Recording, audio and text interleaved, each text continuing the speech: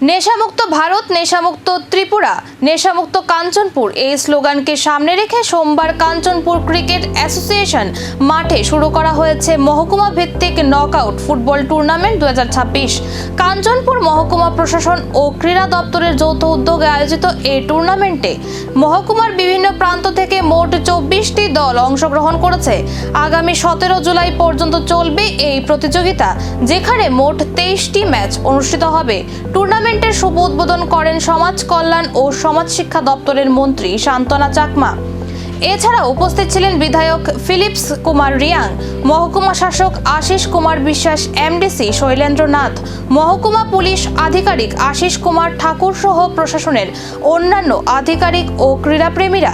উদ্বোধনী ম্যাচে Subhashnagar village committee দুর্দান্ত খেলায় 3-1 গোলে কারাইং ভিলেজ কমিটিকে পরাজিত করে টুর্নামেন্টে জয় দিয়ে যাত্রা শুরু হয়েছে নেশার বিরুদ্ধে ফুটবলের লড়াই। শেষ পর্যন্ত শিরোপা জিতবে কোন দল, এখন সেদিকেই নজর।